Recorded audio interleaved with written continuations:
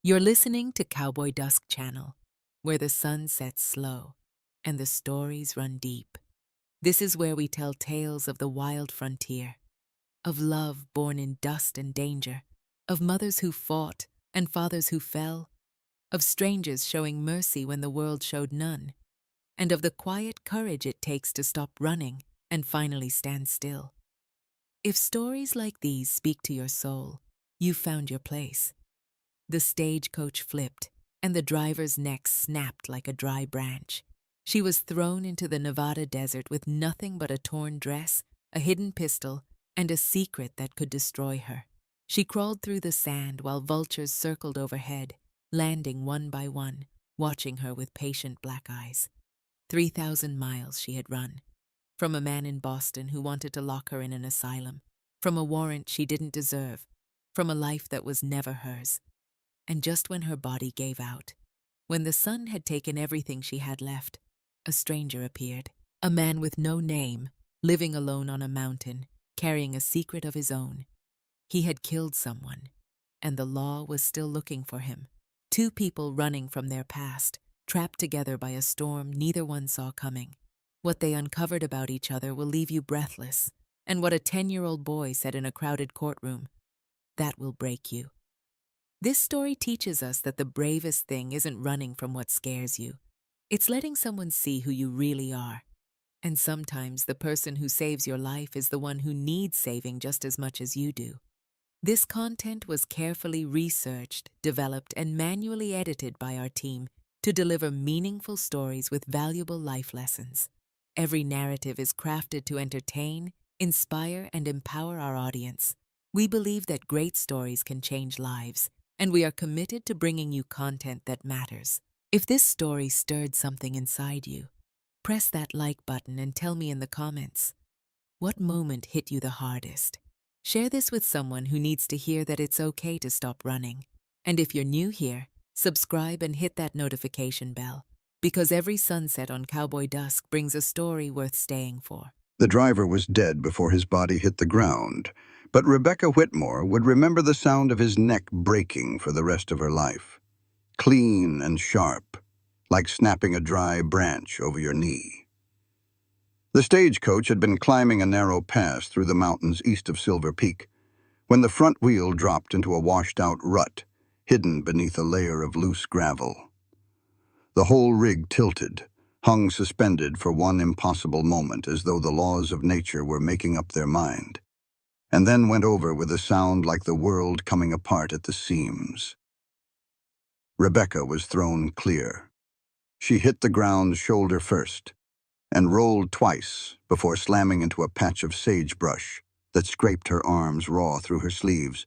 The impact knocked every particle of air from her lungs, and for several terrible seconds, she lay on her back staring at the white Nevada sky, unable to breathe, unable to move, unable to do anything but listen to the sounds of destruction settling around her like dust after a cave-in. When her lungs finally decided to work again, she sucked in air so hard it made her chest burn. She rolled onto her side and coughed until her ribs ached. Blood filled her mouth from where she had bitten her tongue. She spat it into the sand and forced herself upright. The stagecoach lay on its side in a shallow ravine just off the road, one wheel still spinning lazily in the air. The horses had broken free of the traces and bolted. She could see them far down the slope, running hard for anywhere that was not here. The driver was crumpled against a boulder 15 feet from where the coach had landed. His neck was bent at an angle that told her everything she needed to know without getting closer. She closed her eyes for a moment and said a silent prayer for a man whose name she had never learned. Then she heard the moaning. The second passenger, an older gentleman named Edmund Price, who had boarded the coach 2 stops back, was pinned beneath the overturned vehicle. His left leg was trapped under the frame at a bad angle, and when Rebecca scrambled down the slope and knelt beside him, she saw bone jutting through torn trouser fabric and had to swallow hard against the bile that rose in her throat. "Edmund," she said. "Edmund, can you hear me?" His eyes were open but glazed with shock. He focused on her with visible effort. "Well," he said through gritted teeth, That was not how I expected this trip to end. Rebecca grabbed a broken axle spoke from the wreckage and wedged it under the coach frame. She threw her weight against it. Nothing moved. She repositioned the spoke, braced her feet, and pushed until her vision went white at the edges and her muscles screamed for mercy. The coach shifted perhaps half an inch and settled back. "Go," Edmund said. His voice was thin but steady. "Girl, listen to me. If you stay here trying to move that, we will both die out here. My leg is broken, but I am not bleeding to death. Go find help." "I am not leaving you here to die," Rebecca said. "You are leaving me here to live," Edmund corrected. "There is a difference. Go find someone with the strength to move this blasted coach off my leg. You cannot do it alone, and killing yourself trying helps neither of us." Rebecca knew he was right. She hated it, but she knew. She tore strips from the hem of her traveling dress and wrapped them around his exposed wound as tightly as she dared. She left him her canteen, propping it against his side where he could reach it with his free hand. She pulled off her white cotton petticoat and tied it to the tallest sagebrush she could find near the wreck, a signal flag that would be visible from a distance to anyone with eyes. Before she left, she went to her trunk. It had been thrown from the back of the coach and lay open in the dirt, her belongings scattered across the slope. She gathered what she could and repacked quickly. Her hands moved to the trunk's lining along the bottom, and her fingers found the seam she had carefully cut and re-sewn back in Boston. She reached inside the hidden compartment and pulled out 2 items. The first was a small Derringer pistol, single shot, the kind a woman could conceal in a handbag or a boot. The second was a folded letter. The paper was creased from being read too many times. Rebecca did not need to read it again. She knew every word by heart.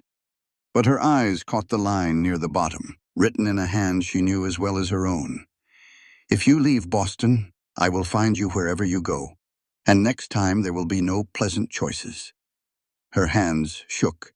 She put the gun and the letter back into the compartment and closed the trunk. "I will come back for you," she told Edmund. "I promise. I know you will," he said. "You are stubborn enough for 3 women. Now go before this sun cooks us both." She went east, using the position of the sun to hold her bearing. The August heat was already murderous, and it was not yet noon. She tore more strips from her dress as she walked and tied them to scrub brush and rocks every 100 yards or so, not to mark her own path. She was marking the trail back to Edmund, so that whoever found her could find him too. She walked for what felt like hours. The landscape blurred into a repetition of sage and sand and stone, everything bleached the same pale color by the relentless sun. Her lips cracked, her tongue swelled. The black spots that had been dancing at the edges of her vision grew larger and more insistent. She knew from the medical text she had read at the academy what was happening to her body. Heatstroke progressed in stages, and she was moving through them faster than she wanted to think about. First the headache, then the dizziness, then the confusion, then the collapse. She was somewhere between confusion and collapse, and there was not a blessed thing she could do about it. When her legs gave out, she went down hard on her knees and then onto her side. The sand was hot enough to burn her cheek. She tried to push herself up and could not. Tried again. Could not. The vultures had been circling for the last mile. Now they began to land. The first one touched down 20 paces away, black wings folding neatly against its body, bare red head swiveling to regard her with professional interest. A second joined it. Then a third. Rebecca thought about the letter in her trunk. She thought about the man who had written it, and the life she had fled, and the 3,000 miles she had put between herself and Boston. She thought about the teaching position in Silver Peak that was supposed to be her new beginning. And she thought about how stupid it was to die this close to something that might have been a future. The nearest vulture tilted its head and regarded her with one black, patient eye, as though it had been waiting its whole life for this moment. Then Rebecca heard hoofbeats, or thought she did, because at the border between living and dying, the 2 sounds were impossible to tell apart. Boone Ingram had seen enough death to fill a graveyard. But there was one death he had caused that no one knew about. the one that made him change his name, change his life, and live on this mountain like a ghost who had chosen his own haunting. He was checking the northern trapline when he spotted the vultures. Too many of them, circling too low, too focused on a single point on the flats below the tree line. Could have been a dead deer, could have been a horse that threw its rider and broke a leg. But 8 years of living alone in the Nevada mountains had taught Boone to trust the feeling in his gut over the logic in his head, and his gut said this was not right. He turned his horse and rode toward them. What he found hit him like a fist. A woman, young, lying face down in the sand with her dark hair spread around her like a stain. Dress torn to ribbons, skin burned raw by the sun. She was not moving, but the vultures had not started on her yet, which meant she was still alive. Barely. Boone dismounted before the horse had fully stopped. He knelt beside her and rolled her onto her back, and for one terrible heartbeat the world shifted under him. He was not on a Nevada flat anymore. He was somewhere else, somewhere that smelled like smoke and burning wood, and the woman on the ground had a different face, a face he had not been able to save. He gripped his own wrist until the bones ground together. The pain dragged him back. The Nevada sky reformed above him. The woman on the ground was here, was real, was not a ghost. He pulled his canteen from his belt and lifted her head. Her lips were white and split. Her eyes were closed. "Ma'am," he said, "can you hear me? I need you to open your eyes." Nothing. He dribbled water across her lips. She flinched, and then her mouth moved, trying to find the water. He let a thin stream fall between her lips. "Slow," he said. "Slow sips, or you will be sick." She coughed. Her eyes opened. They were brown, glazed with pain and sun and fear. But there was something behind the glaze that caught him off guard. Intelligence. Even half dead, this woman's mind was working. She grabbed his wrist with more strength than he expected from someone in her condition. "There is a man," she said. Her voice was a dry rasp, barely human. "Trapped under the stagecoach. Back that way. I marked the path, cloth on the bushes. He is alive. Please. I promised I would come back." Boone looked at her. Then he looked in the direction she was pointing. Then he looked back at her and made a decision that would change the course of his entire life, though he did not know it yet. He picked her up. She weighed less than she should have, even accounting for her slim frame. He carried her to his horse, a sturdy roan named Dutch, who had seen worse things than a sunburned woman and did not shy. He lifted her into the saddle and lashed a rope around her waist to hold her upright. "Hold on," he said. "We are going to get your man first, and then we are going to my cabin. Understand?" She nodded, or tried to. Her head fell forward against the horse's neck. Boone mounted up behind her, one arm around her waist to keep her steady, and kicked Dutch into a fast walk, following the direction she had indicated.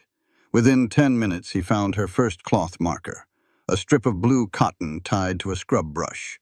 Then another, then another. He slowed and studied them. They were evenly spaced, each one positioned at the highest visible point in the terrain, each one tied with the same knot. This woman had not been staggering blindly through the desert. She had been laying a trail, a deliberate, methodical trail designed to lead someone back to the man she had left behind. Half dead from heat stroke, and she had been thinking about somebody else. Something cracked in Boone's chest. He did not know what to call it, and he did not want to examine it. He kicked Dutch into a trot and followed the markers. The crash site was ugly. The stagecoach lay on its side in a shallow ravine, busted open like a dropped egg. The driver was dead and already starting to bloat in the heat. Boone cataloged that and moved on to the living. The old man was still conscious, which was a miracle given the heat and the severity of his injury.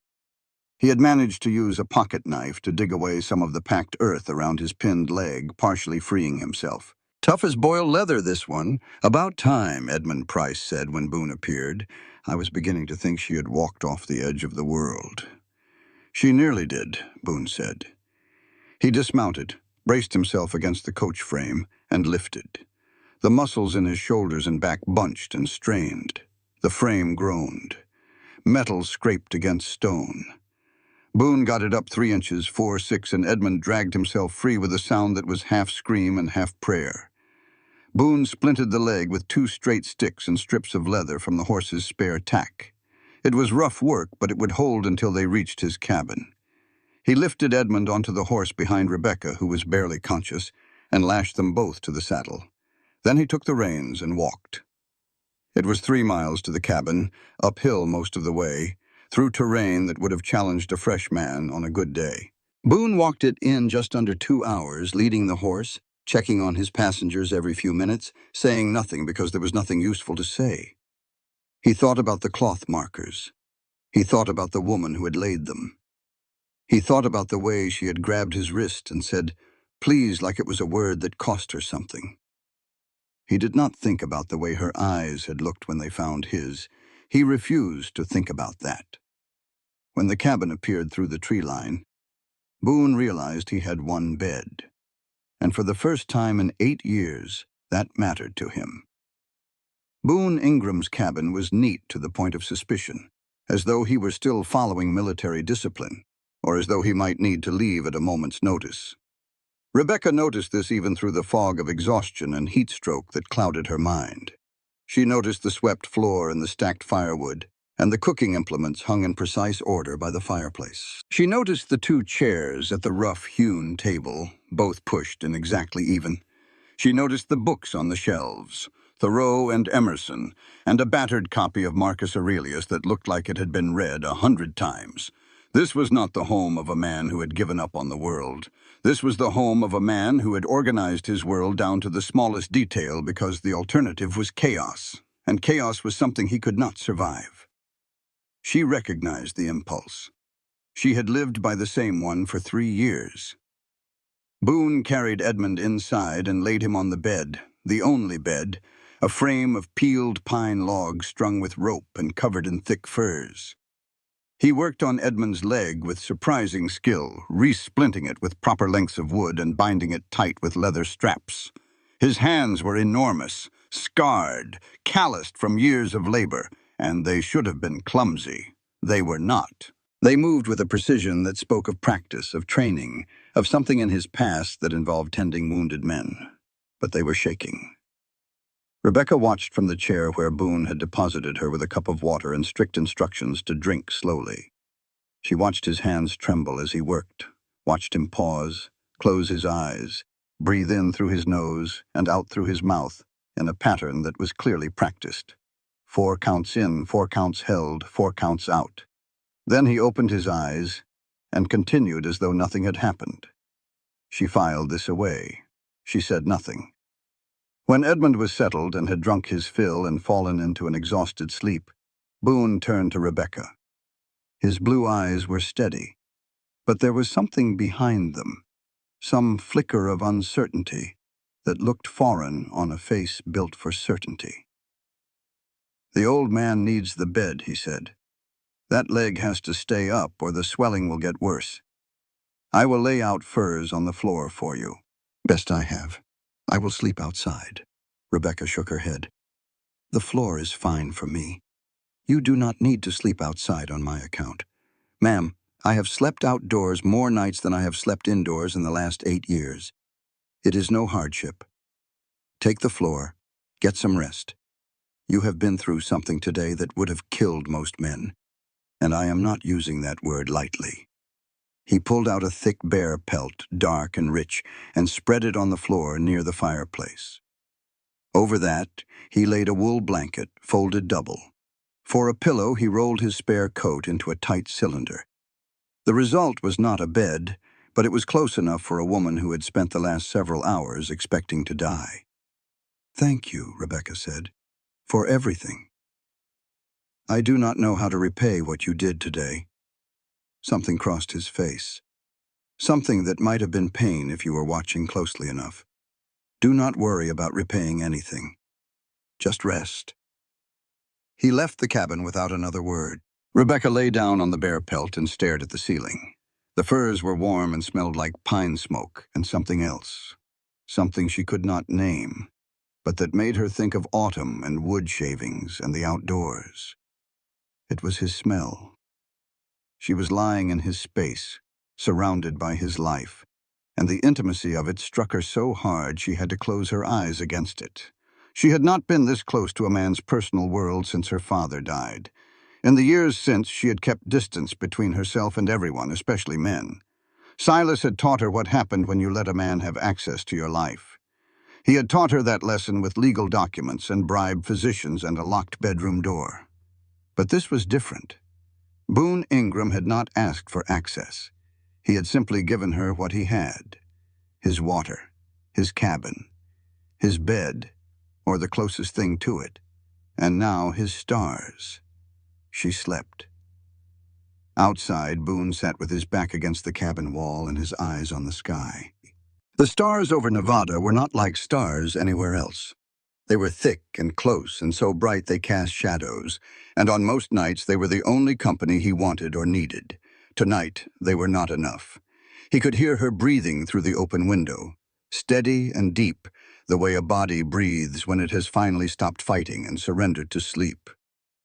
It was the most peaceful sound he had heard in years, and it made his chest feel like someone had reached inside and squeezed. He tried to think about his trap lines, about the pelts drying in the shed that needed attention, about the winter supplies he should be stockpiling. Practical things, safe things, things that did not involve brown eyes and a voice like sandpaper saying please as though the word might break her. Sleep came eventually, as it always did, and brought the nightmare with it. Fragments, smoke, the orange glow of fire against a night sky, screaming from behind a barred door. His own hands raising a pistol, a man's face turning toward him, surprise replacing cruelty in the split second before the bullet hit. Boone jerked awake with his hand reaching for a gun that was not there, his body drenched in sweat, his heart slamming against his ribs like it was trying to break free. He sat up gasping, pressed the heels of his hands against his eyes, and waited for the world to stop spinning. The cabin door opened. He did not look up. He could not. If she saw his face right now, she would see something no one should see. Something broken and raw and ugly. He heard her footsteps, soft on the dirt. Heard the quiet sound of water being poured. Then a tin cup appeared on the ground beside him, filled to the brim. And the footsteps retreated, and the cabin door closed. She did not ask what was wrong. She did not offer comfort or platitudes, or the kind of well-meaning words that meant nothing to a man drowning in his own memories. She simply gave him water and left. Boone stared at the cup for a long time. Hours ago, out on the flats, he had held a canteen to her cracked lips and given her water to save her life. Now she was returning the gesture. Not to save his life, to let him know that she saw him in the dark and was not afraid of what she saw. He picked up the cup and drank. In the morning, Rebecca woke to the smell of coffee and frying bacon. Sunlight slanted through the window at an angle that said she had slept past dawn for the first time in as long as she could remember. Edmund was awake too, propped up on the bed, looking better than he had any right to look with a broken femur. Boone appeared in the doorway. "Morning," he said. "Coffee is on." They ate breakfast together, all three of them. Rebecca on the floor with her plate in her lap. Edmund in the bed, with his balanced on his chest. Boone in one of the two chairs, looking like he did not quite know what to do with himself in the presence of other humans. Edmund watched them both with sharp, quiet eyes. When Boone went outside to tend the horse, Edmund spoke. "You know why a man like that lives alone." Rebecca looked at him. "No. Because men like him believe they do not deserve company." Edmund's eyes went distant, focused on something far away and long ago. "My son had the same look when he came back from Gettysburg. Eyes like windows with nobody home. He hanged himself 6 months later." The words dropped into the cabin like stones into still water. Rebecca felt them ripple through her. "I am not saying that to scare you," Edmund continued. "I am saying it so you know what you are looking at. That man saved both our lives yesterday, but someone needs to save his, and I am too old and too broken to do it." Rebecca said nothing, but she thought about the shaking hands and the counted breaths and the scream that had woken her in the night. She thought about a cabin kept military neat by a man who needed order to survive. She thought about stars watched alone, because the alternative was a room with walls and a door and memories that would not stay where he put them. That evening, Boone prepared to sleep outside again. He pulled his bedroll from the cabin and spread it near the door and said good night without meeting her eyes. Rebecca lay on her bear pelt and listened to him settle. Then she got up, filled the tin cup from the pitcher, walked outside, and set it beside his bedroll. He looked up at her. "In case you need it," she said. Then she went back inside and bolted the door. For the second night, Boone Ingram slept under the stars.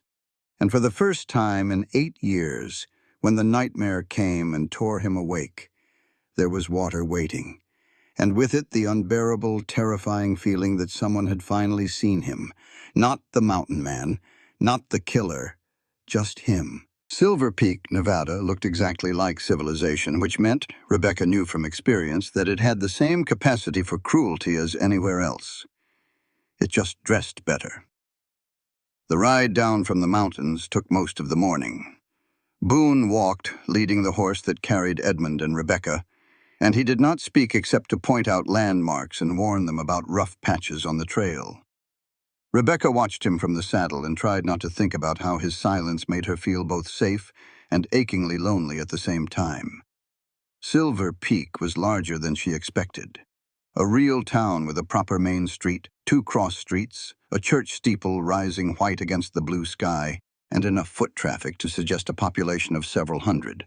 There were miners and merchants and ranch hands and women in bonnets carrying baskets, and all of them stopped what they were doing to stare at the mountain man leading a horse carrying a battered old man and a young woman in a dress that was more rag than fabric. Boone rode straight to the largest building on the main street, a 2-story structure with a sign that read Silver Peak General Store and Post Office. A man in his 50s stood on the front porch with his thumbs hooked in his suspenders, watching them approach with eyebrows that climbed higher with every step of the horse. "Boone Ingram," the man said. "Well, I never, and with company." "Frank," Boone said. He helped Rebecca dismount, then lifted Edmund down with the care of someone handling something fragile. "This is Rebecca Whitmore. She was on the stagecoach that was supposed to arrive 2 days ago. Coach went over on the mountain pass. Driver is dead. This man was pinned under the wreck with a broken leg. The crash site is about 8 miles northeast, just off the main road where it cuts through the pass." Frank Morrison's face went from surprise to serious in the space of a breath. "Lord Almighty. Miss Whitmore, are you hurt?" "Nothing serious," Rebecca said. "Mr. Ingram found me and saved both our lives." What followed was a blur of activity that Rebecca would later remember only in pieces. The doctor, a tired-looking man named Howell, who smelled faintly of whiskey, examined Edmund and declared the splint work surprisingly competent, and who set the bone properly while Edmund cursed in 3 languages. Sheriff Tom Baker, a weathered man with a star pinned to a vest that had seen better days, took statements about the crash and dispatched men to recover the driver's body. And Frank Morrison, once the immediate crisis was handled, led Rebecca to the boarding house where the school board had arranged lodging for her and told her something that turned her relief into ice. "Miss Whitmore," he said, and he had the decency to look uncomfortable, "I am glad you are alive, and I mean that sincerely. But I need to be honest with you. When the stagecoach did not arrive on schedule and we received no word, we assumed the worst. Another candidate applied for the teaching position. Dolly Wexler. Her uncle is Harlan Wexler, who owns the Comstock Hill mine." Rebecca felt the ground shift beneath her. The position was the reason she had come 3,000 miles. It was the foundation of the new life she was building, brick by careful brick. "The board voted 3-2 to hold your place for 1 more week," Frank continued. "But Harlan Wexler is not a patient man, and he is not accustomed to being told no. You have some time, but not much." His wife, Martha Morrison, was waiting at the boarding house. She was Frank's opposite in nearly every way, short where he was tall, blunt where he was diplomatic, and possessed of a spine made from material considerably sterner than her husband's. She took one look at Rebecca and said, "You look like you were dragged behind a horse for a mile." "Close," Rebecca said. Martha led her inside, sat her down, poured her tea, and laid out the situation with the precision of a military briefing. "2 weeks," she said. "That is how long you have to prove you are better than Dolly Wexler. Dolly is a sweet girl, but she could not teach a cat to catch a mouse. The problem is her uncle's money. Harlan Wexler owns half the businesses in this town, and he is used to getting what he wants. If you are not clearly the better choice inside of 2 weeks, he will buy enough votes on the board to replace you." Rebecca squared her shoulders. "Where is the schoolhouse?" She threw herself into teaching with a ferocity that surprised even her. 19 students, ages 6 to 14, crammed into a single-room schoolhouse with a pot-bellied stove and windows that stuck. Some of the children were eager. Some were sullen. Some were openly hostile, viewing the new teacher from back east as an interloper who did not belong. Rebecca did not care about their hostility. She had survived worse than unfriendly children. She cared about their minds, and within 2 days she had figured out which students were hungry to learn, which ones needed patience, and which ones were hiding behind bad behavior because they were scared of being seen. Tommy Wexler was the one who broke her heart. He was 10 years old, the son of Harlan Wexler, and he sat at the back of the room with his arms crossed and his jaw set, and his eyes blazing with the particular fury of a child who has been told he is stupid. So many times, he has started to believe it. Dolly Wexler, who had been filling in before Rebecca arrived, had dismissed him as lazy and beyond help. Rebecca watched him for 2 days before she understood. Tommy was not lazy. Tommy was brilliant. He could solve arithmetic problems in his head faster than children 3 years older. He could recite stories he had heard with perfect recall. But when she put a book in front of him, the letters swam and tangled and refused to form words, and his face went red with shame, and he shoved the book away and said he did not care about reading anyway. On her 3rd day, Rebecca stayed after school. She carved 26 letters from scraps of wood she found behind the general store, sanded them smooth, and painted each one a different color. The next morning, she set them on Tommy's desk and said, "Forget the book. Touch these instead. Tell me what they feel like." Tommy looked at her like she had lost her mind. But he picked up the A and ran his fingers over it and said, "It is pointy." "That is right," Rebecca said. "A is pointy. Now find me another pointy one." By the end of the week, Tommy could arrange the wooden letters to spell his own name. It was the first time he had ever written anything. He stared at the letters on his desk like they were made of gold. Meanwhile, Boone lingered in town longer than he should have. He told himself he was waiting for his supply order. He told himself the horse needed rest after the mountain ride. He told himself a dozen lies, each one thinner than the last, and ignored the fact that every lie ended the same way, with him finding a reason to walk past the schoolhouse during afternoon recess. The goodbye scene happened on the general store porch late on his 3rd afternoon in town. Rebecca had come to thank him properly and found him loading supplies onto the horse. They stood 5 feet apart and neither could find the right words. "I should be getting back," Boone said. "Got traps to check. Winter will be here before I know it." "Of course," Rebecca said. "I understand." She did not understand. She understood nothing about what she was feeling except that it was large and inconvenient, and she had no room for it in the careful architecture of her new life. Edmund Price saved them, as he would continue to save them in various ways throughout the months to come. From his sick bed in the room above the doctor's office, his voice carried out the open window and down to the street below. "Mr. Ingram, at least stay for supper. I owe you a meal, and I am a man who pays his debts." They ate at the boarding house. Half the town found excuses to drop by, curious about the mountain man who rarely came down from his solitary existence. The parlor filled with people. Boone positioned himself near the door with his back to the wall, and Rebecca noticed the way his eyes tracked every person who entered. The way his shoulders climbed toward his ears as the room grew more crowded. The way his breathing went shallow and his jaw went tight. She did not know why enclosed spaces full of people made him this way. But she recognized the behavior of someone who needed an escape route at all times, because she had lived the same way under Silas's roof. Boone left after dark. Rebecca watched him go from her window, his broad form fading into the darkness of the mountain road, and she pressed her palm against the glass and felt something she could not name and did not want. Then she turned to get ready for bed and found the letter. It had been forwarded from Boston via the postal route, addressed not to her but to the school board of Silver Peak, Nevada Territory.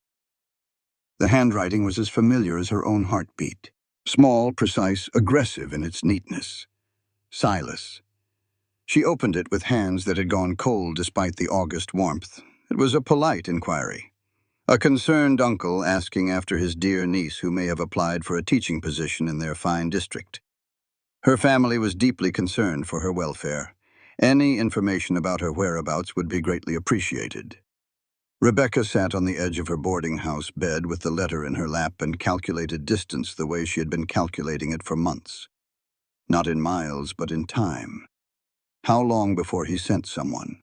How long before the walls closed in again? She looked toward the mountains, black shapes against the stars, and thought of the man somewhere up there who slept under the sky because a cabin felt like enough room. She envied him. At least his cage was beautiful. Boone Ingram told himself he was riding down to Silver Peak for salt and coffee and 44 cartridges.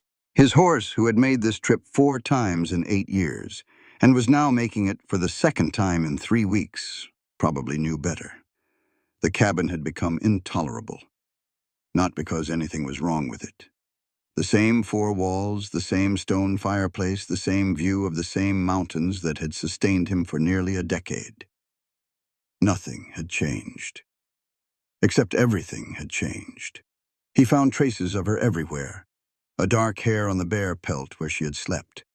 A faint scent on the pillow he had rolled from his coat.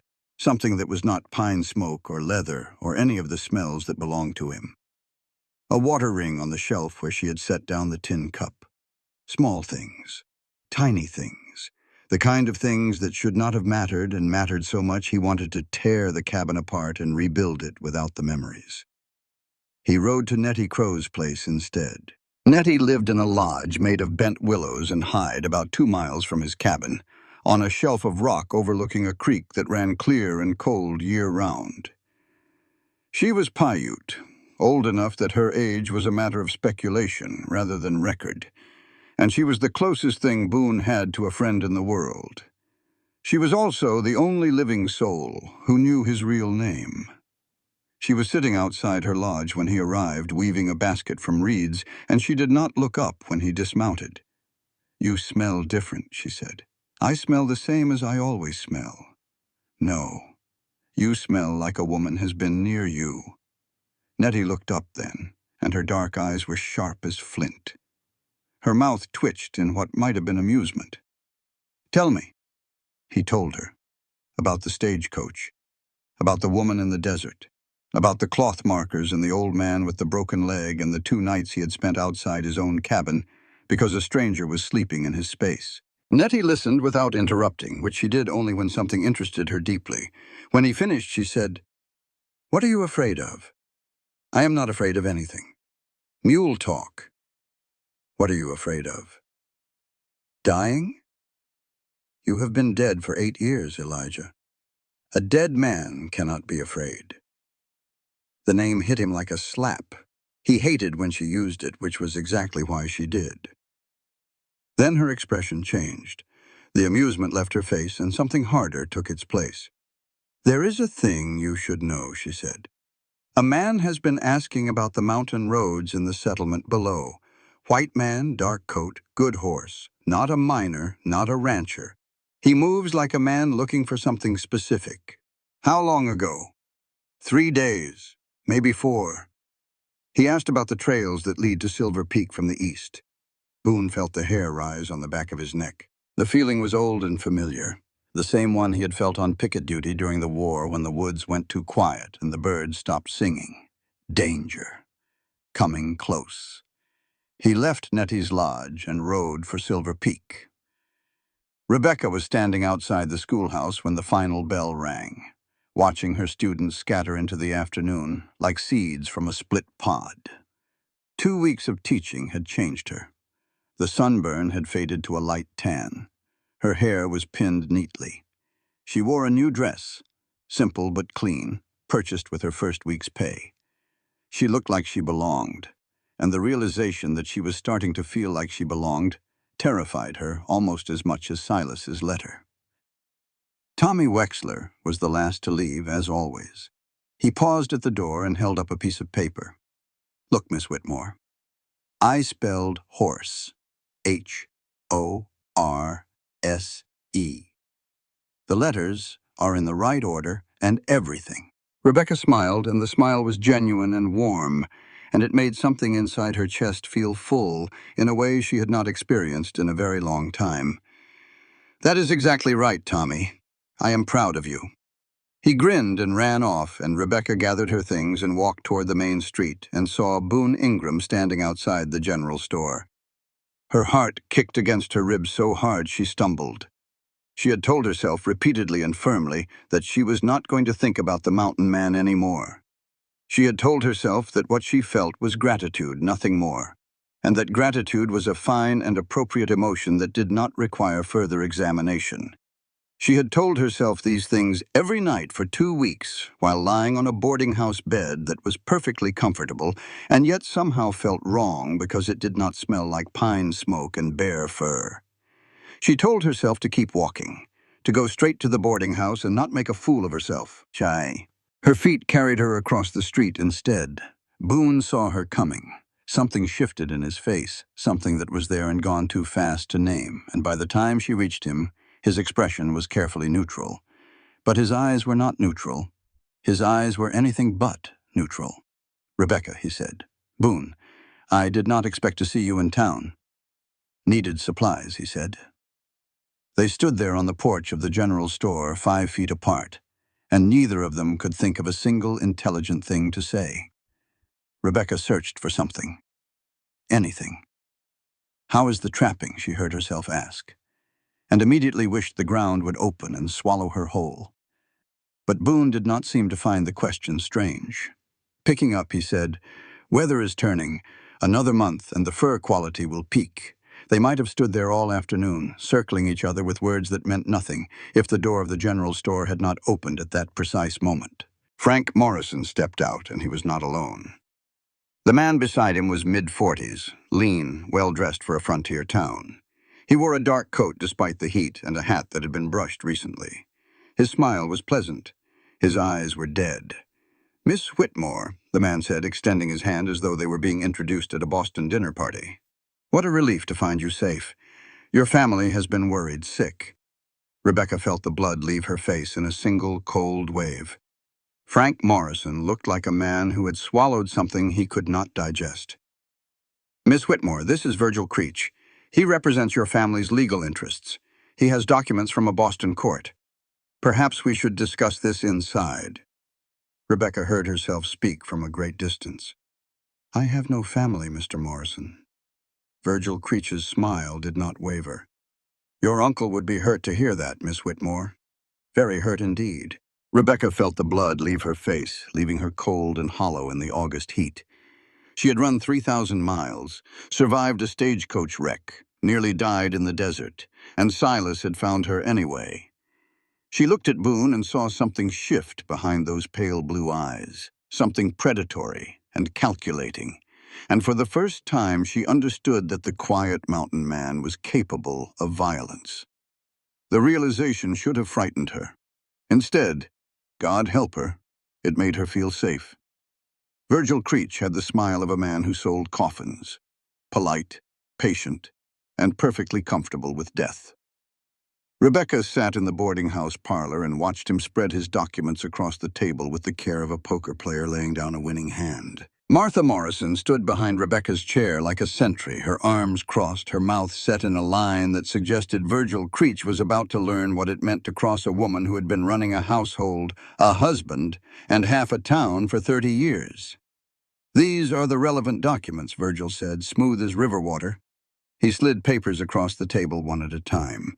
A court order from the Superior Court of Suffolk County, Commonwealth of Massachusetts, declaring Miss Rebecca Whitmore mentally incompetent and placing her under the guardianship of her uncle, Mr. Silas Hartwell.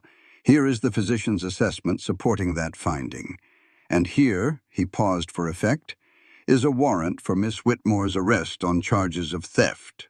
$200 in cash taken from the Hartwell household before she fled. The documents looked real. Official seals, proper signatures, ink that appeared original rather than copied. Rebecca stared at them and felt the walls of the parlor closing in, the same way the walls of Silas's house had closed in on that last night when she heard his footsteps in the hallway and knew she had to run or be locked away forever. "That money was my inheritance," Rebecca said. Her voice was steady but thin. "My father left me $300 in trust. Silas spent it. What I took was what remained of my own money." Virgil's smile did not change. "Ma'am, the law does not much care about feelings. What it cares about is paperwork. And the paperwork says you took property that was in the legal custody of your guardian.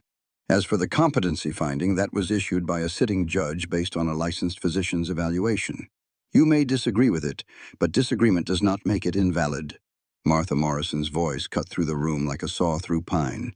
"And who paid for that physician's evaluation, Mr. Creech? Because in my experience, when a man wants a particular answer from a doctor, the surest way to get it is to open his wallet." Virgil turned his dead smile toward Martha. "I understand your concern, Mrs. Morrison, but these are legal documents issued by a court of law. They carry weight here in Nevada territory, just as they do in Massachusetts." Rebecca looked at the papers and felt something cold settle in her stomach. She had known Silas would come after her. She had planned for it, prepared for it, run from it.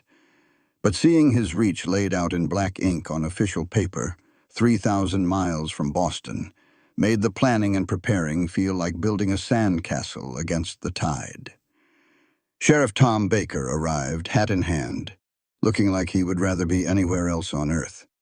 He read the documents with the slow care of a man who knew he was being asked to do something he did not want to do. He looked at Rebecca. He looked at Virgil. He rubbed the back of his neck. "These appear to be in order," Baker said, and the words landed in the room like a coffin lid closing. "Miss Whitmore, I am not happy about this, but I have an obligation to honor a court order from another state until I have reason to believe it is fraudulent." "Then verify it," Martha snapped. "Send a telegram to Boston. Find out if these papers are worth the ink they are printed on." "You owe this woman at least that much, Tom Baker." Baker nodded, relief flooding his weathered face. "That is reasonable.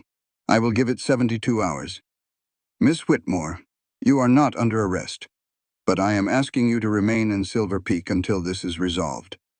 Mr. Creech, I would appreciate it if you did not press the matter further until I have had time to verify your documents." Virgil spread his hands in a gesture of magnanimity. "Of course, Sheriff. I am in no hurry. The law will run its course." After Virgil left, Rebecca sat in the parlor and stared at the wall. Martha brought her tea. Edmund Price hobbled down from the doctor's office on his crutches and read the documents with the eye of a man who had spent 40 years in courtrooms. "The commitment order is real enough," Edmund said grimly. "A court did issue it. Whether the underlying evidence was legitimate is another question. But challenging it from 3,000 miles away is not going to be quick or easy. The theft warrant, though." He held it up to the light and squinted. "Something about this one bothers me. The format is slightly off. Let me send some telegrams." Boone found Rebecca on the boarding house porch at dusk. She was sitting on the steps with her arms wrapped around her knees, staring at nothing. He sat down beside her, leaving enough space between them to fit another person, and waited. She told him some of it, that her guardian was a cruel man, that she had run from a situation that was destroying her, that the documents Virgil carried had enough truth in them to be dangerous and enough lies to be devastating. She did not tell him about the theft charge. She did not tell him about the derringer in her trunk or the letter from Silas. She could not. The words stuck in her throat, blocked by the same instinct that had kept her alive under Silas's roof. Never show all your cards. Never let anyone see how vulnerable you really are. Control the information. Control the outcome. Control everything, because the moment you lose control, you lose everything. Boone listened to what she said and heard what she did not say. He was intimately familiar with the architecture of a carefully edited truth. He lived inside one. He wanted to tell her that she could trust him, that she could say all of it, the whole ugly mess, and he would not flinch. But he could not ask her for honesty when he was sitting beside her under a stolen name, hiding a killing and a court-martial, and 8 years of running from the same kind of justice she was running from now. Instead, he went to see Virgil Creech. He found the man at the hotel, sitting in the small lobby with a glass of whiskey and a newspaper, looking for all the world like a traveling businessman enjoying a quiet evening. Virgil looked up when Boone's shadow fell across him, and something shifted behind those dead eyes. Recognition, not of who Boone was, but of what he was. One dangerous man acknowledging another. "Mr. Ingram," Virgil said. "Sit down. Have a drink." "I do not drink," Boone said. He did not sit. They looked at each other. The silence between them was the kind that happens between two animals meeting on a narrow trail, each one deciding whether the other is predator or prey. "You seem awfully invested in a woman you just met," Virgil said. "I seem awfully invested in right and wrong, Mr. Creech. Always have been. It has caused me no end of trouble." Virgil sipped his whiskey. "I'm just a man doing his job, Mr. Ingram. The girl's family wants her home. The courts agree. My personal feelings about the matter are irrelevant." Boone leaned forward just slightly, just enough to close the space between them by 6 inches.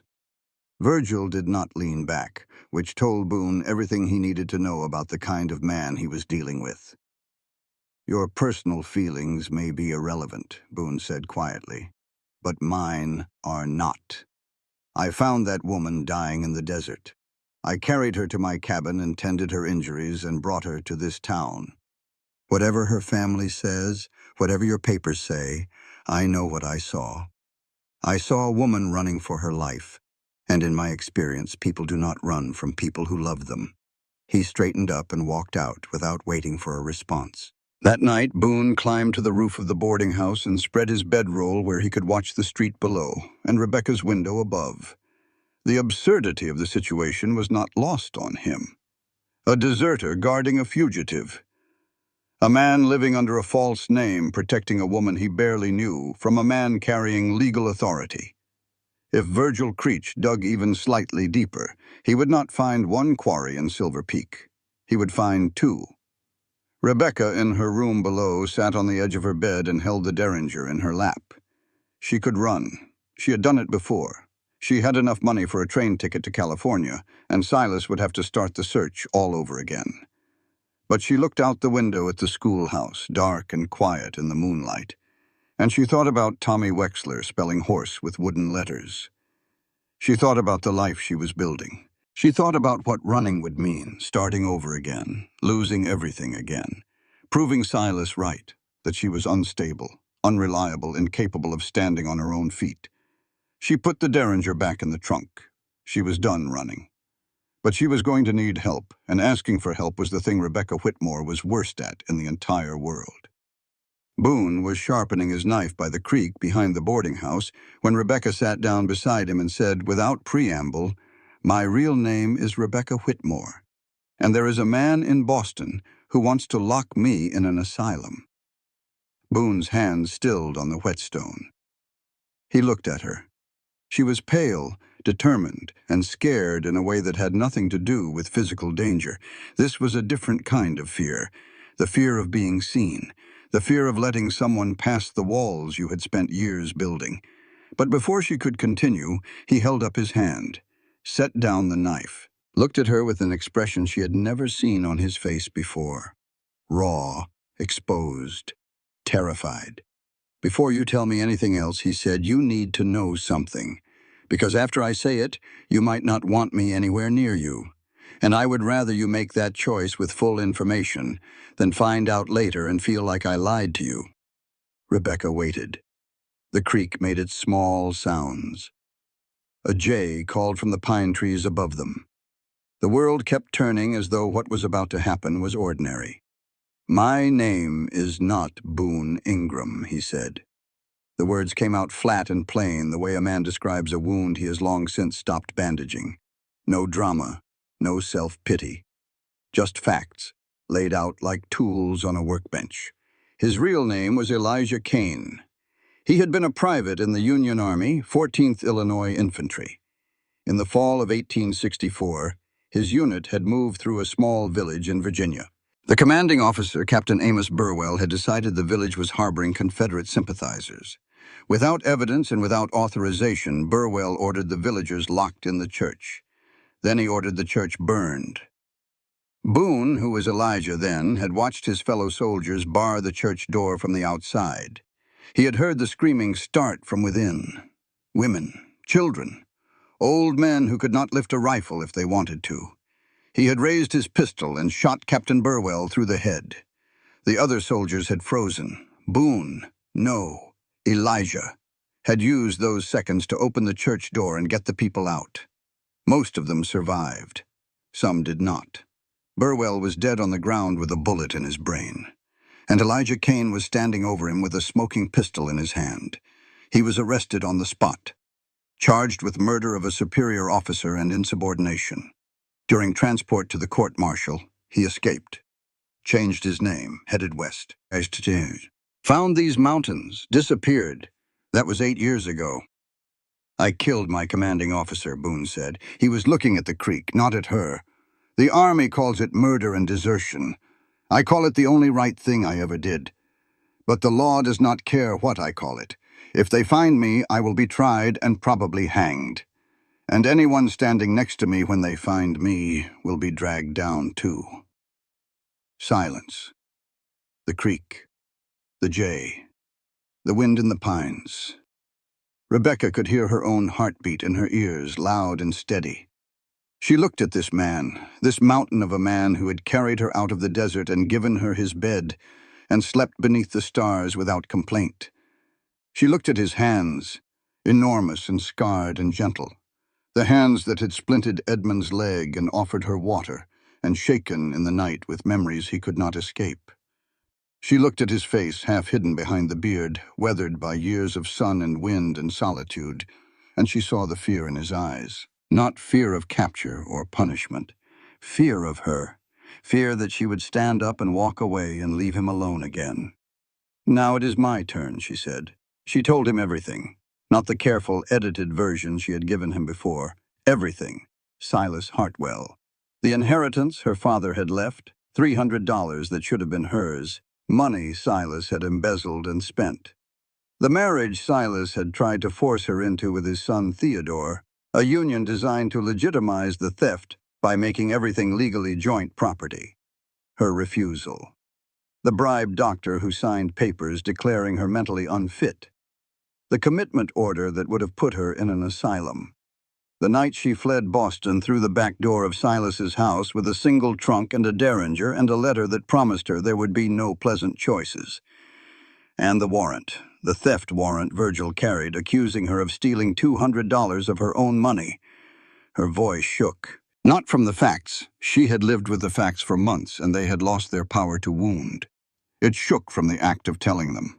Every word she spoke was a wall she was dismantling with her own hands. And it went against every survival instinct she had built in 3 years of living under Silas's control. She almost stopped. Almost retreated into the half-truth the way she had done 2 days ago. But Boone had just given her the most dangerous secret of his life. She owed him the same courage. "The warrant for theft is a lie," she said. "The money was my inheritance. Silas stole it and then accused me of stealing it back. But the commitment order is real. A real court issued it based on a doctor Silas paid. On paper, I am a madwoman who stole from her family and fled. She waited for him to recoil, for the careful retreat of a decent man from a complicated woman. She waited for the thing that always happened when you showed someone the full ugly truth. Boone looked at her. Then he looked at his hands. Then he looked at the creek. "We really are something," he said quietly. Rebecca laughed. It came out broken and wet, half laugh and half sob, and she covered her mouth with her hand. "We really are a perfect pair." Boone did not laugh. His face was grave. "If Creech finds out who I am, you will be dragged down with me. I should leave. Get as far from you as possible before this gets worse.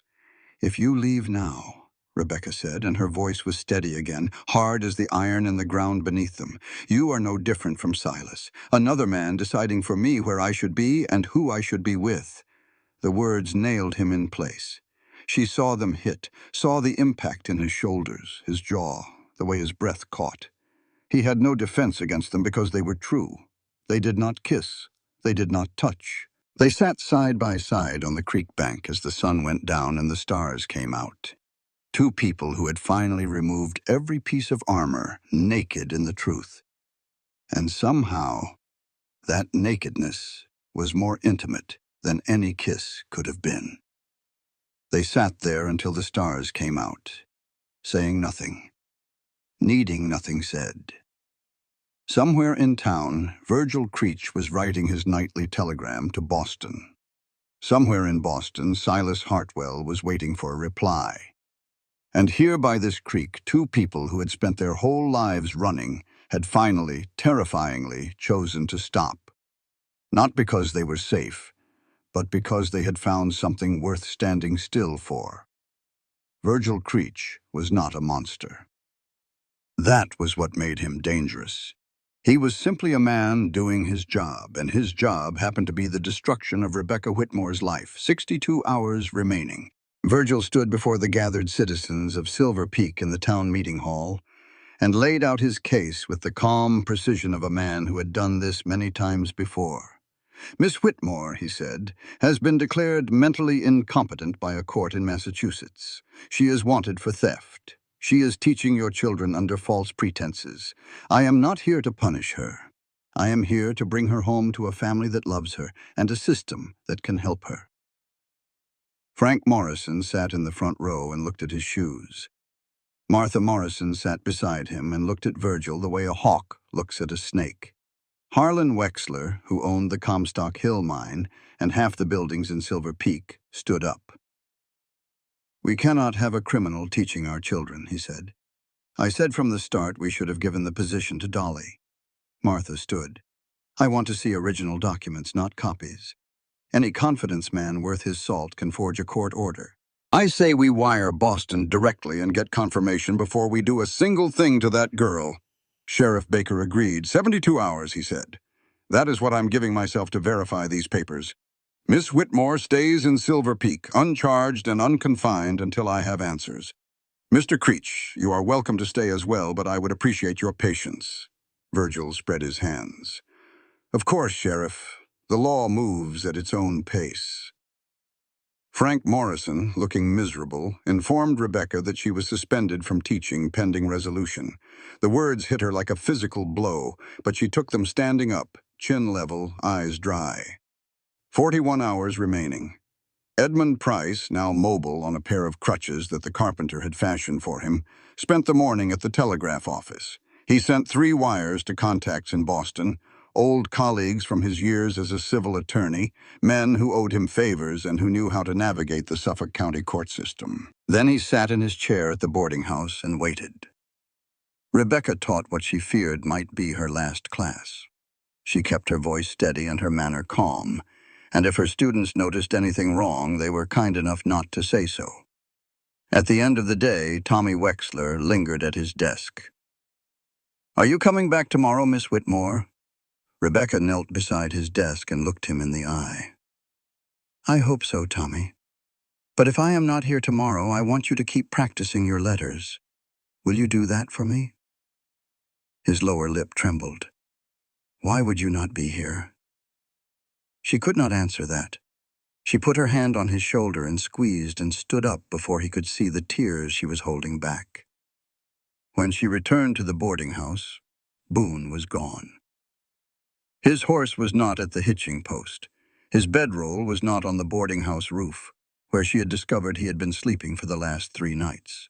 He was simply not there, and the absence hit her with a force that stole her breath. Martha Morrison found her standing in the parlor, staring at nothing. "That kind of man does not run," Martha said firmly. "He is doing something. 38 hours remaining." Boone rode hard for the mountains, not away from the fight, but toward the only person who could help him think clearly. Nettie Crow was skinning a rabbit when he arrived. She did not look surprised to see him. She never looked surprised about anything. "I need to write a letter," Boone said. "You know how to write. I need you to deliver it." "Where?" "Fort Churchill." Nettie set down the rabbit and the knife and looked at him for a long time. She did not ask why. She could see it in his face. Boone sat in her lodge and wrote on paper she gave him, paper she had gotten from a trader in exchange for medicine. He wrote slowly and carefully because what he was writing would determine the course of the rest of his life. He addressed the letter to the commanding officer at Fort Churchill, the nearest military post to Silver Peak. He signed it Elijah Kane. In the letter, he confessed to the shooting of Captain Amos Burwell and to his desertion from the 14th Illinois Infantry. He provided detailed testimony about Burwell's order to burn a civilian village, including the names of other soldiers present, the date, the location, and the unit designations. He requested that the Army reopen the investigation into Burwell's conduct. He offered to surrender himself and testify. He was choosing to stop running. Not for himself, for Rebecca. He could not stand beside her and defend her right to truth while living inside his own lie. If he was going to fight for her, he had to fight clean. Nettie took the sealed letter without comment. Then she said, finally acting like a man instead of a ghost, she mounted her horse and rode south. 29 hours remaining. Martha Morrison was doing her evening rounds of the boarding house, checking doors and windows, a habit she had maintained since the Silver Rush days when drifters and claim jumpers were common as dirt.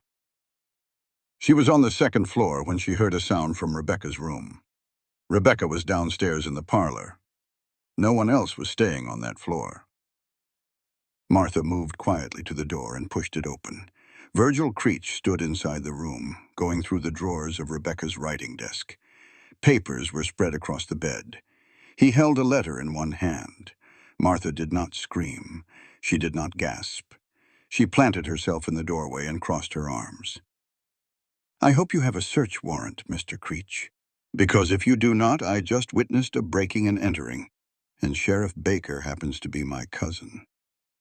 Virgil turned. For the first time since his arrival in Silver Peak, his composure cracked. Just barely. Just a hairline fracture across the surface of that professional calm. Then it sealed back up. "Mrs. Morrison," he said smoothly, "I was simply checking on the room. The boarding house owner asked me to look in on a dripping faucet." "This boarding house does not have faucets," Martha said. "We use pitchers and basins like the Lord intended. You have 5 seconds to put down whatever you are holding and walk out of this room before I start hollering." Baker was summoned. He examined the scene, took Martha's statement, and confronted Virgil in the hotel lobby with a face like a thundercloud. "You are on thin ice, Mr. Creech. I'm ordering you to leave Silver Peak by sundown. If I catch you interfering with a resident of this town again, I will lock you up myself. 22 hours remaining." Rebecca and Boone found each other at dusk, on the edge of town, where the buildings gave way to open country, and the mountains rose black against a sky that was turning from blue to purple. They walked together, not touching, saying little. Boone told her what he had done. The letter to Fort Churchill, the confession, the request to reopen the investigation. Rebecca stopped walking. "You could go to prison," she said. "You could be hanged." "Maybe," he said. "But I cannot protect you while hiding behind a lie. If I'm going to stand for you, I have to stand as myself. All of myself." She reached for his hand. It was the first time they had touched deliberately, by choice rather than necessity. His hand was enormous and rough and warm, and when his fingers closed around hers, Rebecca felt something loosen in her chest that had been clenched tight for 3 years. They did not kiss. Not yet. The tension between them was a living thing, electric and unbearable. And they both knew that once they crossed that line, there would be no going back. And there was still a storm coming. 6 hours remaining. Morning. Virgil Creech had not left Silver Peak. He stood in the middle of Main Street as the town came alive, and he was smiling. He had spent the night at the telegraph office. He had sent wires and received wires, and now he had something new, something worse. He waited until enough people were within earshot, and then he spoke in a voice pitched to Carrie. "I have an interesting piece of information for the good people of Silver Peak. The man who calls himself Boone Ingram, who has been acting as Miss Whitmore's protector these past weeks. I did some checking.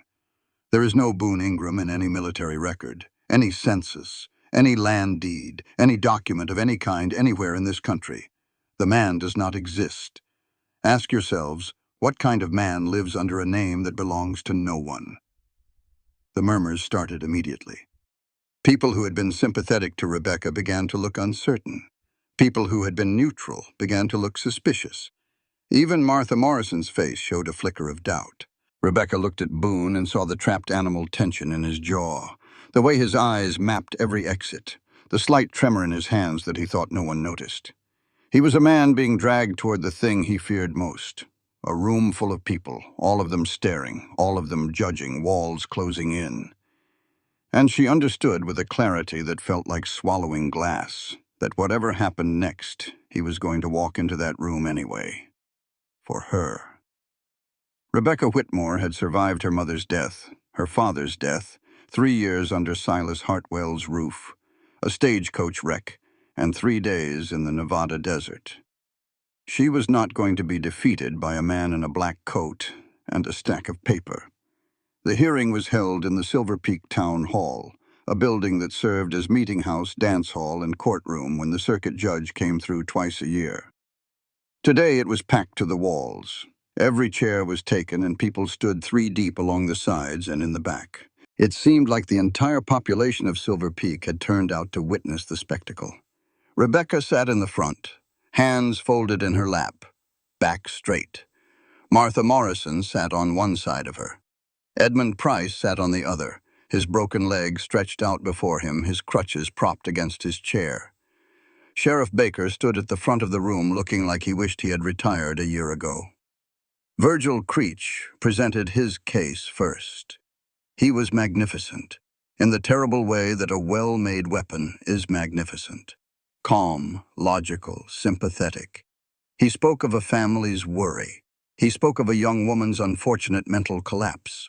He spoke of laws that existed to protect the vulnerable. He produced his documents and held them up for the room to see. And several townspeople nodded along because the story was clean and simple and official-looking, and people wanted to believe that the world worked the way official documents said it did. Rebecca spoke next. Edmund had coached her, but the words were her own. She told the truth, all of it, standing in front of people she had known for barely a month and stripping herself bare. She told them about Silas, about the inheritance, about the forced marriage and the bribed doctor and the commitment order that was legal in the narrowest sense, but built on lies from foundation to rooftop. Her voice shook. It did not break. She showed them her teaching contract. She showed them letters from the school board confirming her qualifications. Martha Morrison stood and testified to Rebecca's conduct, her character, her capability. Edmund vouched for her lucidity and intelligence and noted dryly that if Rebecca were actually mentally incompetent, she had certainly fooled him, and he had spent 40 years in courtrooms watching people try. The room was divided. You could see it in the faces. Half believed Rebecca. Half were not sure. Then the door of the telegraph office burst open, and a boy of about 12 came running across the street and into the town hall carrying a yellow slip of paper. He made straight for Edmund Price and handed it over, breathless. Edmund read the telegram.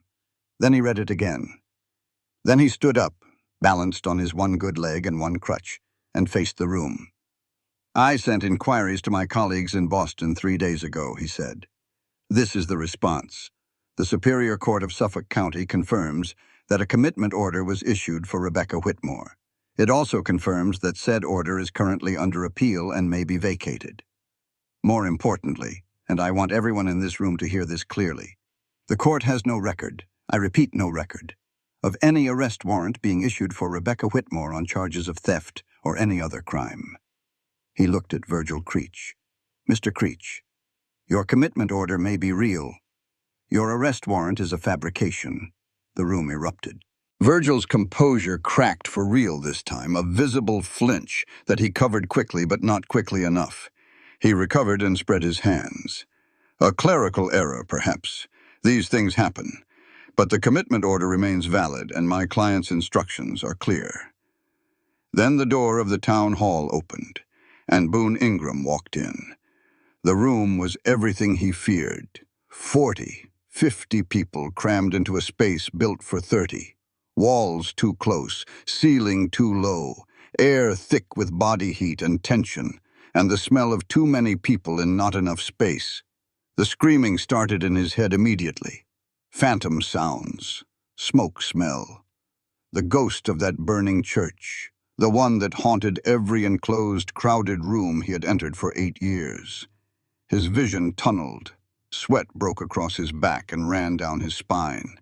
His hands balled into fists so tight his fingernails cut half-moon shapes into his palms.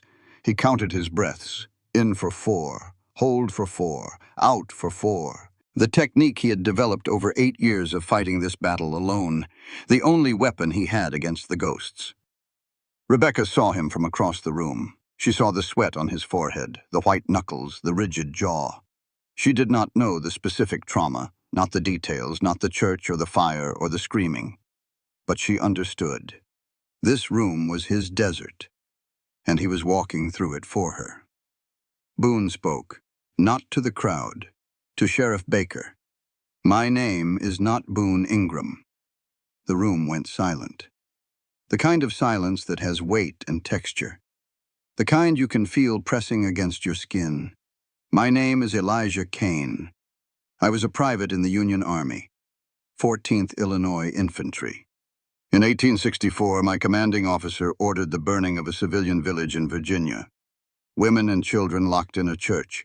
I shot him to stop it. I was charged with murder and desertion.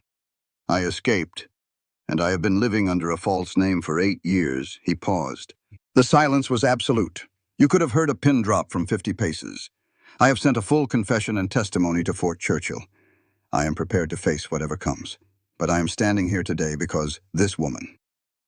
He looked at Rebecca. His voice did not waver. This woman came 3,000 miles to build an honest life, and I will not let a liar and a hired man take that from her. Nobody moved. Nobody spoke. The weight of the moment held the room in suspension, every person frozen between one breath and the next. Then a small voice rose from the back of the room. Miss Whitmore is the first teacher who did not call me stupid. Tommy Wexler had pulled free of his father's hand and stepped into the aisle. He was 10 years old, and his face was red, and his eyes were bright with tears he was not trying to hide. He looked at his father. He looked at the room. She taught me letters I can touch. I read my first whole sentence last week. It said the dog sat in the sun. It is not a hard sentence, but it was the first one I ever read by myself. He was crying now, openly, and he did not care. Please, do not take her away. Harlan Wexler looked at his son. The richest man in Silver Peak, the man who had pushed harder than anyone to replace Rebecca, looked at his boy standing in front of the whole town with tears on his face and a courage that would have shamed a grown man. Harlan's face did something complicated. Then he sat down slowly and said nothing more. Baker turned to Virgil Creech. His voice was iron. Mr. Creech, your arrest warrant is fabricated. You were caught breaking into a guest's room at the boarding house. I am ordering you to leave Silver Peak by sundown. If you are still in my jurisdiction tomorrow morning, I will be the one pressing charges. Virgil Creech stood. He buttoned his coat. He gathered his papers. He walked to the door without hurrying, without drama, with the composure of a man who had lost before and would lose again, and considered it part of the cost of doing business. At the door, he paused. He looked at Rebecca. "Hartwell will not stop at me," he said. Then quietly to Boone alone, close enough that no one else could hear, "You understand, do you not? A man does what he has to for his family." Boone thought about the child's crayon drawing he had seen on Virgil's nightstand when he checked the man's hotel room 2 days ago, the small bottle of medicine beside it. He said nothing. Virgil mounted his horse and rode east without looking back. Rebecca found Boone outside the town hall, leaning against the wall, breathing like a man who had just outrun a fire. His shirt was soaked through with sweat. His hands were shaking.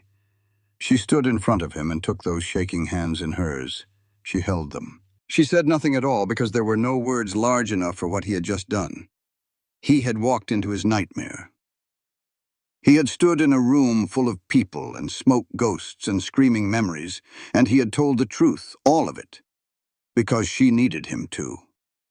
If that was not love, Rebecca did not know what was. 3 weeks after Virgil Creech rode out of Silver Peak, autumn turned the aspens to hammered gold, and Rebecca realized she had stopped counting days.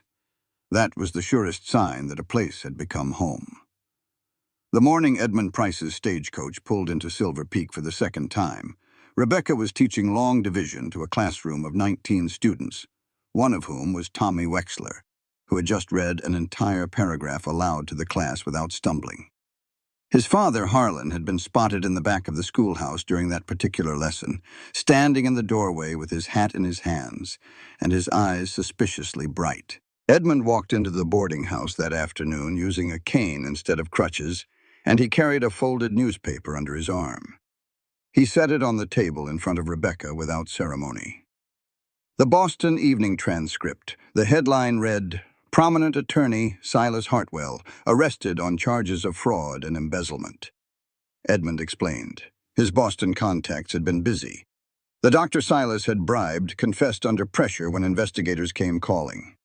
Silas's financial records were subpoenaed and told a story of systematic theft from his ward's inheritance. The commitment order had been vacated by the appeals court. Rebecca's inheritance, what was left of it, was being recovered. Silas Hartwell was currently sitting in the Suffolk County Jail in Boston, awaiting trial in Massachusetts State Court. His son Theodore had fled to parts unknown. Rebecca read the headline 3 times. Then she folded the newspaper and placed it on the floor beneath her chair. Edmund raised one gray eyebrow. "That is where he belongs," Rebecca said. She did not cry. She did not celebrate. She exhaled. A long, slow, deep breath, like setting down a weight she had carried so long it had shaped her spine. The relief did not come as joy. It came as quiet, as stillness, as the absence of a sound she had been hearing so long she had forgotten it was there. "Edmund," she said, "I do not know how to thank you. You already have. You saved my life in that desert. You could have left me under that stagecoach and walked away and no one would have blamed you. Instead, you bandaged my leg and left me your water and marked a trail so someone could find me. We are more than even." The military officer from Fort Churchill arrived in Silver Peak 2 days later. He was a captain, young for his rank, and he carried official documents in a leather satchel. He requested a meeting with Boone Ingram at the sheriff's office. It was not a large gathering. Sheriff Baker, Frank and Martha Morrison, Edmund Price, Rebecca, and Boone, who stood at the back of the room near the door, because standing at the back near the door was how he survived rooms with more than 3 people in them. The captain opened his satchel and spoke plainly. Mr. Kane's confession triggered an internal investigation. Multiple former soldiers of the 14th Illinois Infantry have come forward to corroborate his account of Captain Burwell's orders. 2 officers who participated in the cover-up of the incident have been identified and will face military proceedings. The War Department has determined that Private Elijah Kane's actions, while technically in violation of military code, were taken in defense of civilian lives under extraordinary circumstances. He looked at Boone. "The charge of desertion against Elijah Kane has been formally dropped. Mr. Kane, you are a free man." The captain extended his hand. "Mr. Kane," he said. Boone shook the hand. Then he said, "Ingram. I go by Boone Ingram." The captain frowned. "Elijah Kane was a soldier," Boone said. "Boone Ingram is the man who found her in the desert.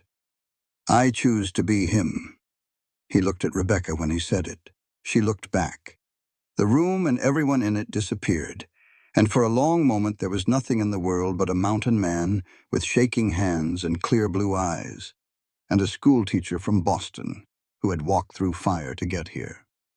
They left Silver Peak that afternoon on Boone's horse, Rebecca sitting in front of him the way she had that first day, though everything was different now. She was not a stranger rescued from disaster. She was the woman who had seen him, all of him, the killing and the running and the nightmares and the ghosts, and had chosen to stay. The ride up into the mountains took most of the day. The aspens were blazing gold along the trail, their leaves trembling in the breeze like coins catching light. The air was cool and clean and scented with pine, and Rebecca breathed it in and felt it fill the spaces inside her that Boston and Silas and 3,000 miles of running had left empty. When the cabin came into view, Rebecca caught her breath. There was a new room, an addition built onto the side of the cabin. Fresh-cut logs fitted tight, a real glass window set into the wall. Boone had not mentioned it. He had simply built it. He stopped the horse in the clearing and dismounted. He helped her down but did not let go of her hand. "I have been building something," he said. He was looking at the mountains, not at her, and his voice was rougher than usual. "An extra room, bookshelves along every wall. Enough for all your books, and then some. And a bed. A real bed. Big enough for 2 people. He paused, still not looking at her. "I started building it the day after I brought you to Silver Peak, before I had any right to hope. I just built it." Now he looked at her, and she saw in his eyes something she recognized because she felt it too. Not just love. That word was too small. This was a recognition. The bone-deep certainty that you have found the person you were always supposed to find. The one who makes the world make sense. "If you will have it," he said. "If you will have me." "I have one condition," Rebecca said. He tensed. Every muscle in his massive frame locked up, bracing for the blow, because a man who has been alone for 8 years knows better than to expect a yes. "Some nights," Rebecca said, "we pull the bed outside and sleep under the stars." The tension left him like water from a broken dam. He made a sound that was half laugh and half something else, something raw and grateful, and almost too large for his chest to contain. He kissed her then, or she kissed him. Later, neither would be able to say who moved first, and it did not matter. What mattered was the kiss itself, slow and careful and fierce all at once, the kind of kiss that rewrites everything you thought you knew about yourself. Inside the cabin, the new room was everything he had described. Bookshelves lined the walls, built from pine he had cut and sanded until the wood was smooth as silk. Rebecca's books, which she had been bringing up in trips over the past weeks, already filled half the shelves. His books filled the rest. Thoreau beside her Bronte, Emerson beside her Shakespeare. 2 solitudes meeting on a shelf. The bed was the most beautiful piece of furniture Rebecca had ever seen. Not because it was ornate or expensive, it was neither, but because of the care in it. The headboard was carved with mountain scenes, peaks and pines and stars, and the wood had been sanded and oiled until it glowed. He had built this bed with his own hands for her, before he knew she would ever sleep in it. That night when the fire was lit and the autumn cold pressed against the windows, Boone moved toward the door out of pure habit. "I will be just outside if you need anything." Rebecca caught his hand. "Boone, you do not have to sleep under the stars anymore." She pulled him toward the bed they would share, and he came, and the resistance she had expected was not there. What was there instead was a tenderness so vast it took her breath away.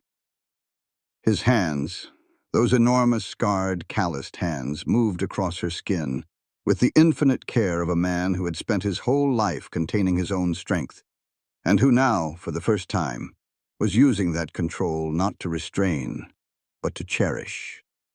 She had been afraid of this. Not of him, but of the surrender, of the giving up of control, of the vulnerability that came with letting another person that close. But when it happened, it was not surrender at all. It was a choosing. She chose him. He chose her. And the choosing itself was the strongest thing either of them had ever done. Afterward, lying in his arms in the bed he had built, Rebecca listened to his heartbeat and felt something settle inside her that had been unsettled for as long as she could remember. Peace. Not the absence of trouble, but the presence of enough love to face it. Boone's arms tightened around her. He pressed his lips to her hair. "I will never make you regret this," he said. "I know," she said. "And I will never give you reason to sleep under the stars alone again." In the morning, Rebecca woke and reached for him and found empty space. Her heart seized. The reflex was instant, involuntary, the muscle memory of a woman who had been abandoned too many times. She sat up, pulse hammering, and looked at the empty bed and the open cabin door, and felt the old terror rise in her throat like bile. Then she heard it. The quiet sound of someone moving outside. The clink of a coffee pot. A low murmur that might have been a man talking to a horse. She wrapped a blanket around her shoulders and walked outside. Boone sat on the porch steps with a tin cup of coffee in one hand, watching the sunrise break over the eastern ridge. The mountains were bathed in gold light that made the aspens glow like torches. A hawk circled far overhead, riding thermals. The air smelled like pine and coffee and wood smoke. He heard her and turned, and the smile on his face was the most unguarded thing she had ever seen. A smile with nothing held back, nothing hidden, nothing protected. "I did not leave," he said quietly, reading the fear she had not spoken. "I just wanted to see the sunrise. Been a long time since I wanted to watch a new day start." Rebecca sat down beside him. He wrapped the blanket tighter around her shoulders and pulled her close. She leaned into him, into the solid warmth of him, and watched the sun climb over mountains that were hers now, that were theirs. On the table inside the cabin, his knife sat where she had placed it the night before.